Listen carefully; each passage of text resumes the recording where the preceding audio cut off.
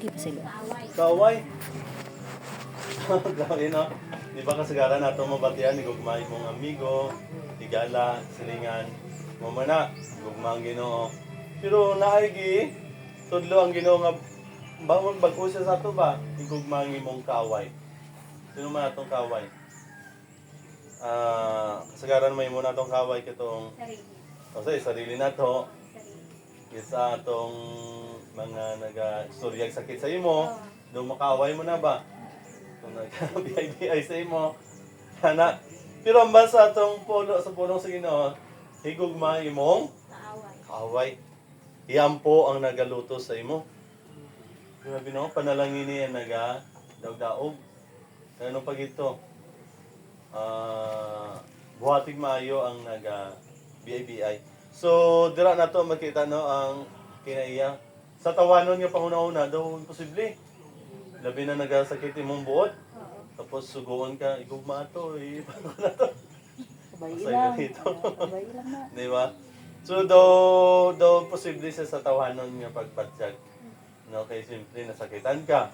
Istoryan ka malain. Wala man kay gimo tanin nga malain. Pero gimuan kay istorya ba nga malain. So, magsakit imong buot. Pero ang sining sa Ginoo, igugmaan lang ng kawan. So ako balikon sa tawanon no good life pero pinagi kang Kristo nga magbulig sa ato. Mahimo siyang posible. Amen.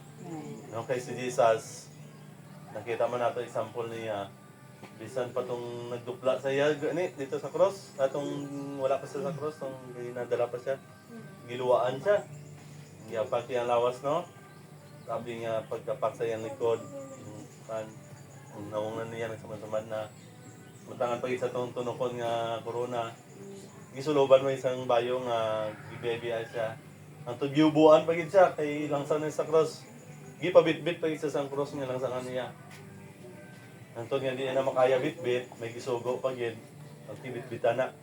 Lahi na lang gisugo kay hindi niya nagid kaya kay kapoy na niya lawas. Antod nga gilangsan si Simon. Antod gilangsan sa dito sa cross. Sini niya amahan ko sa langit na amahan, pasayloa sila. Iulas na nakabalo silang yuban. Grabe no? Pasay, mga ayo pa siya pasaylo sa amahan nga, pasayloan sila. Iulas na nakabalo silang buhat. So, hindi basta-basta nga kinaiya sa Diyos, no? Nga gugma, kaya niya mapasaylo, bisan tong BIBI na sa tubangan niya mismo. Gibiyay-biyay pag gambalan pag sa kung Ginoo ka naog kay mutuo mi. So grabe nga kung ano daw ging sutuan sa mga motoran. Pero ang Ginoo manuloy-on no nga nagpasaylog gyapon. So nga na. So karon ato tanawon ano ning gisiling nga langit nung pangunauna kay siling dito kanina magunauna sa langit nun. Basahon nato balik no or basahon nato sa Colossus 3:1-4 no Colossus 3:1-4. Anong gisiling diri nga langit nung pangunauna nga atong dapat una-unaon. Colossus 3:1-4. Oo. Gibanhaw kamo upod ni Kristo gani handuman ninyo ang mga butang nga yara sa langit sa diin nagapungko si Kristo sa iya trono sa tuo sang Dios. 2. Igugos ang inyong mga pangunauna sa mga butang nga dito sa langit kag hindi sa mga butang nga yari diri sa duta. 3. Na kay napatay kamo kag ang inyo kabuhi natago upod kay Kristo sa Dios. 4. Ang inyo matuod nga kabuhi amo si Kristo kag kun siya magpahayag ti kamo man magpahayag upod sa iya kag magaamhit sa iya kadungganan. Oh. So amo gali nga gusto sa Ginoo magunaw ta sang langit ng butang. Kay una si Kristo nga upod nato ara na sa langit nagpungko sa tuo sa iyang amahan. Kay basta gani magpungko ka sa tuo sa Dios amahan. Diyos mo siya. Wala may lain makalingmungko sa trono. Hindi ka Diyos. Hindi man to pwede. So, gipapungko siya mga kautoran dito sa langit ng Apoloyanan. Then, siling dito sa lesson, napatay na ta sa atong kagalingon. Ang puntuan na niya, hindi na kita nagkinabuhi ba? Si Kristo na nagkinabuhi din sa atong kinabuhi. So, muna siya ang gawam sa Ginoo, no? Sa atong kinabuhi si Kristo. Meaning, ang kinaiyan ni Kristo na ana sa atong kinabuhi karon. So siling pag dito kay ulata lang, sa ato pang istorya, ulata lang, kay mapadayag sunod si Jesus Christ sa iyang pagbalik, uban sa himaya. Sumuna nga sining sa Ginoo, una-una mo langit nung mga huna-una, kay nga naman, pungko na si Jesus, na siyang authority. Anytime, pwede na siya mo balik. Kay daluntan niya dito sa langit. So, yung ambal sa Ginoo, di ka mo magunauna sa mga kalibutanong butang. Ano meaning na? Kanang mga butang nga mapalayo ta sa Ginoo. Mo ginang pinakapunto niya. Kung kanang nga butang makapalayo na sa Ginoo sa imo, ayaw na una. Say sample trabaho o eskwela nga matunong pagid sa Sabado. Ano ang langit ng butang? Langit ng butang, simbahan na itong Ginoo nga naa nagingkod sa trono, uban ni Kristo na sa tuon niya. Una po ng kalibutanon, gitunong nila sa Sabado ang imong obra, eskwela, nakakaroon sa pagpili. Pero ang balang Ginoo, unaha ang langit ng butang, hindi itong kalibutanon. Kaya may muna na siyang kalibutanon kung musukwahi na siya sa langit nun. Naka ninyo? Basta gani kalibutanon nga butang, musukwahi na siya sa langit nun, kalibutanon na. Pero may mga butang nga atong ginahimo din sa kalibutan, nga hindi musukwahi sa langit nun, hindi na siya kalibutanon. Meaning, kabahin na siya sa imong pagtubo. Kasi nangadlaw-adlaw na itong trabaho, maayo na, nangadlaw-adlaw pang obra. Kay sugo man nagyapon sa ginuunom ka lang mo trabaho mo, ikapito mo paulay mo. Pero mo, igo na ganit sa dito sa paulay. Timingon gid mga paubrawan ka dito, may mo na siyang kalibutanon. Nainumdum ko sa una, natubaw ko sa PCC. Siling di sa among kwan, ay imong day of Wibis. Aba ko pwede Sabado lang. Bala hindi pwede kay Sabado, mo ng peak time. Ang peak time meaning damo tao, customer. So, nagsugot ko kay katong nga panahon, bago pa ko kabalik simba ba. Doon nadala ko ba? Tapos ang oras po sa akong trabaho, alas 12. Nganong alas 12 man kay last kong ating sulod ba? Last 9 na mo out na. Ito yung last batch mo ba? Sa time. So, akong ginahimo sa una, musimba ko aga. Pagkapon, mo duty ko. Duty. Mayo hindi. Hindi. So, hindi ginawa amo to nga may panahon makonsensya ko. Mga muri po kay base kalit mo balik ang Ginoo. Na ako dito sa trabaho. So, makonsensya ko, mabalaka ko. And then, usay ang music po, love song ba? Pero daw mapil ko nga daw Ginoo ba? Ang kakanta ba para sa imo anak? Nga love niya sa imo anak. Konsensya ko, kaya akong gimo na lang. Amo na niya ako buhaton. Kung Wibis, akong di off, musulod ko. Sabado, hindi ko mo sulod, mabsent ko. So okay man, simba ko anak. Pero nagreklamo ang manager. Siling niya, hindi pwede mong ginahimo. Pinabalaan man niya. Hindi pwede mong ginahimo. Mabalaan gali. So, hindi pwede mong ginahimo. Duwa lang imong pilian, mapadayon ka. Di ka Wibis, ubra ka Sabado. Or mo resign ka. So, ato nga panahon mong kuturan, nag-resign lang ito. So, katong time do challenge siya kay siyempre napaka sa sitwasyon ba. Pero ako gyapon sa Ginoo, ipili na ako mag-resign gid na mag-resign. And then ako bando hindi makaintindi kuan naman na ganito na sila nga maintindihan ka man sa Ginoo. Hindi ko naman pirmi na ang Ginoo kay intindi. Nasa kaisip pa. Kita po maintindihan sa Ginoo po na. So, mo to nag-resign ko. Kaluyan sa Ginoo. Karon naman nakatrabaho man gyapon ta. Amen. No, may ara gyapon na i-prepare ang Ginoo nga trabaho sa imo. So muna mga kauturan, kung mo conflict na gani ang langit nun sa butang nga iyas kalibutan, piliyon ginato ang butang langit nun. Mo lang man na simple kumbaga ang gusto itudlo sa Ginoo. So ato padayon nun ang maong teksto. So verse 5 kag 6. No, anong gisilin dira sa chapter 3, 5 kag 6. Gani, dapat ninyo patyon ang tawhanon nga mga handom nga nagapanghikot sa inyo subong sang pagpakighilawas, malaway nga pagginawi, kailigbon sang unod malaot nga mga handom kag ang pagkadalo. Kay ang pagkadalo isang kasahi sa pagsimba sa Dios. Number 6. Tungod sini nga mga butang, ang kaakig sang Dios nagaabot sa mga wala, nagatuman sa iya. Kung sa bagay kamuman ang una nagkabuhi, sunod sa sini nga mga kailigbon, sang gamhan sini ang inyo kabuhi. So, pat yun daw. So, siyempre ang pagsiling nga pat yun, mawala ginang kinabuyan na, di ba? Pero ang pat yun na to, dili, ang pat yun ito ang mga daotang binuhatan. Sa mga daotang pangunauna. Ano tong gisinin nito? Mga kilawas, pagdumot, kiligyon, taunod. O pagkadinalukpod, no? Hindi po dili mayo. So, siling dito pat yun. Wala gisiling panan lang kanang binli gamay. Ipong lang. Magbuga lang ka na. Kundi pat yun gid, no? Pat yun gid. Meaning mawad-an gid og kinabuhi atong mga dautan nga mga binuhat. Isa-isa naman to. Kabalo naman tana na ano ng mga dautan nga mga binuhatan. Kutob sa musukway gani sa sugo sa Ginoo. Dautan gid siya nga mga binuhatan. Sukwahi sa mayong kinaiya. Dautan gid siya nga mga binuhatan. So siling dito sa Ginoo, patyan ninyo na.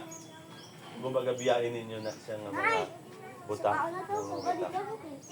So, ano no? So, human na to, mabiyaan na. Ano na po na itong sunod nga? Imuon. No? Kay gibiyaan naman na to. Anong sunod nga imuon? Kay gibiyaan naman na to ang mga dautan nga una-una. Padayon kita sa versikulo nga ginabasa. Number 7 na pastor. Kung sa bagay, number 8. Pero karon dapat ninyo bayaan ini tanan. Ang kaakig, ang lawasmon nga kailigbon kag ang aligot-got. Wala sing mga pagpasipala o kung mga binastos nga magagawa sa inyong mga bibig. Hasta din pastor. Hasta 11. Hindi kamo magbinutik sa isa kag isa. Kay inyo nga ginguba ang daan ninyo nga kinaugani upod sa iya mga paginawi. Pag nagsuklog kamo sa bag-o nga kinabuhi, hindi amo ang bag-o nga tawo nga bag-o sa gihapon sa Dios nga nagtuga sa iya agod nga manin iya kaangay sa tuyo nga mapakilala niya sa inyo sing bug-os ang iya kaugalingon. Tungod sini wala sing kinalain sa mga hintel o kung mga Hudyo, mga tinuli, kag di mga tinuli, mga di edukado kag mapintas nga mga tribo. Kulikon o kung hilway nga mga tawo kay si Kristo amo ang tanan kay si Kristo yara sa tanan. So, isa-isa na po balik, no? Uban na po nga mga hindi rin kinaiya. Balikan na nato itong gitawag kanina nga kakog. Kining kakog, gitawag niya siya nga pagsimba o Diyos. Or pagkadalo ang dito, no? So, nga nung pagsimba man na siya o Diyos. Example na lang, no? Example, nako naman issue karon no sa mga politika na nga to may mga kwarta daw nga gi corrupt ana. So maulog na siya sa kahakog. Paano siya na imong simba sa Diyos? Kaya ang kwarta imo nang gisimba. Imbes on tato ibulig sa mga tao, di ikaw nakasagahom. Kontrol nimong kwarta. So anong gimo sa uban ng mga politiko? Di man nato balang sino gidra. Pero nakita nato sa mga balita, di ba? Nga pila to nga mga kwarta gipang picturean. Uban may mga malita pa. So gihakog nga ilang giangkon. Og ilan ang gisimba ang kwarta. Giburaw na. Imbes tani nga ibulig sa uban, sa mga tao labi na sa mga kabos, giburaw na nila ang kwarta. Naulog sa pagsimba o Diyos. O ang ilang Diyos, mao ang kwarta. Una ang kwarta. So, dira nato makita, no? Nga kung ang tao walay Kristo, dili niya mabalaan ano ang maayo nga buhaton. So, kung atong tanawon, yan ang solusyon lang gid sa panggobyerno. Kung may Kristo lang gid tani ang tao. No? Kung naano sila Kristo tanan, Mag-iusan na sila, hindi sila mag-away. Di ba? Ano man ilang awayan. Di ba? Pareho naman sila nakalingkod sa posisyon. Pareho naman sila status. Butanta mga senador. Yan nung magsigig lalis, hindi na yun makabuli sa mga tao. So kanalan ng mga example, makuha na nato og leksyon. Nga kung ang tao wala gidra kang Kristo, malipad siya. Kag bisan nga ning iban may Kristo man kay nagambal man gatoo mi kay Kristo. Pero hindi gid manigar no nga may aragin mga tao gyapon nga nagaingon Kristo pero nagabuhat gyapon sa hindi maayo. So meaning ang Kristo gyud nga nagaupod sa ato nagbag-o gid dapat sa kinabuhi gid pod. No. Pwede man kambal ang tao nga upod ko si Kristo. Nagkatotoo ko kay Kristo. Pero kung di man kita gani sa iyang kinabuhi, sa iyang binuhatan, ma-question mark gyapon kung sino nga Kristo yapon gid. No. So ana mga katoran na ato na siya nasabtan. So damo to nga mga kinaiyaang gi isa-isa is kasali ng kaakig. Hindi kasali gali nino kay isa ni manipat manikay maakig ta kali. Maakig ta sa sitwasyon o sa mga bata, sa mga tao sa palibot. May akaakig. No, so kinahanglan gali gyapon ni siya gyapon o kontrolon. Muna ingon pagani na sa Santiago, ingon ra, be slow to speak, slow to get angry, and quick to listen. Ano meaning ana? Magmahinay ka sa pag-istorya, magmahinay ka sa pagkaakig, apan magmaaktig ka sa pagpamati. No, so amo na. Say di ba bisan sa pag-istorya gani? Kung maunahan na gani kag kaakig, hindi ka na mamati ana. Doon hindi ka na mamati. Labi na istoryahan podcast ang isa. Hindi ka ganahan mamati ng ano man. Kaya akig naman ka, ang isa akig po. Kung mo na tambal sa Ginoo, magmahinay mo sa pag-istorya, magmahinay mo sa pagkakig. Apan magmadasigon mo sa pamati. Kung pastor, say masakit man pamatian. No. Pero mo mangilang tambal sa Ginoo, no. So muna mga kuturan niya ang atong pag-alagad sa Ginoo. Di sa basta-basta pero ang Ginoo nagabuli sa ato. Nagabuli. Gusto kita baguhon sa Ginoo ngano man. Ginaandam niya ta padulong sa langit. Gusto gid sa Ginoo nga makasulod kita sa langit. Hindi man to siya magpalangsan to sa cross kung alanganin nga ay hindi ko man di nagpalangsan gid siya kay ang handog niya maluwas gid ang tao. Mo na nga iyang kinabuhi gisampulan niya gid ta sa iyang kinabuhi. Oo nga magsunod kita dira sa Ginoo. So mga kasingkal, so walaon po dili ni malaing nga huna-huna, no? So kining una-una isud ni siya kay bisan ano lang baya gadagan sa una-una kaysa, di ba? Kung saan may mayo, isa may malaing pag nagasulod sa una-una. So mo nang kini siya ning una-una, grabe gini kang posible mabagong gini. Muna nga makabag-o lang nila ni ang Ginoo. Muna mga yung kita bulig sa Ginoo mga katuran nga atong una-una baguhon gid siya sa Ginoo. No baguhon gid siya sa Ginoo. Kag sila'y pagidiri pasipala kag malaway nga mga pululungon sang inyo baba. So dili gid maayo na nga mga gagwa sa atong baba. Mga dili maayo nga mga pululungon. Labi na makasakit sa atong isig tao. Kay wala ta kabalo ka ng mga pulong at ginahambal gali sa tao. Magpabilin ba yan ng saunaw na kasing-kasing? Usay matingala ka na lang, na-depress to si Kwan.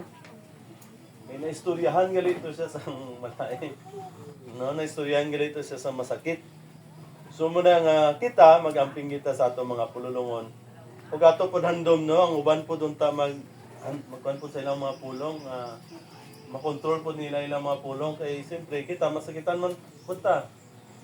No, muna nga bantayanan gid na atong balita gani nga niambak no niambak sa Katulay na dalagita paguro to 17 years old ba to babae salit lang ang video dumubulig ta nito kay ginapalapitan niya ba palapitan niya dai samtang ga video ba kay nakita niya daw ga action na ambak wala na nanabtan ang nabidyohan niya na lang na pahulog na. Pilit-gilit na sa dalom. So, depression, no, ang nasa una-una. Ngano ka to? Tungod to sa mga pulong sa una-una niya. Posible, naistoryahan to siya mga malain, mga sakit. Siya kinabuhi nga, daw na hopeless siya ba, daw na sa iya sarili. Kung sa isakyan, pag inasayawa, kaya nga mga pangunauna, muhung-hung man ang yawa sa atong dulungan po nga. Wala na kay pag-asa, wala na kay paglaom, makasala ka na. Sakyan pag isayawa, ang una-una sa tao matipres, niyang bakit sa so, malain no, nga mga hitabo. Ambot, naapot to sa kalumpang ba to? Nakapan ka to? Doon may naglumpat naman yapon. Gawan. So, damo, kagsagawan pa gid. Bago lang gid. Yan ang tulay. Amo lang yapon. Sagawan dito sa Jinsan. Lumpat babae na to, no? So, gi-rescue, gikuha. Gidala sa, ambulansa. May ara guro, pero tungod na sa depression. Tungod na ang uban na sa istorya. Ikining istorya mong God mo, balik-balik na sa isip na to. Ika-relate na tanan. Nakagita na nga nakabati na istorya nga sakit. Nag-isip balik sa itong una-una. Doon din nato magbantag isa. Doon din madula. Sakit na itong dugan. Pero mula na ang power sa Ginoo nagabuling sa ito.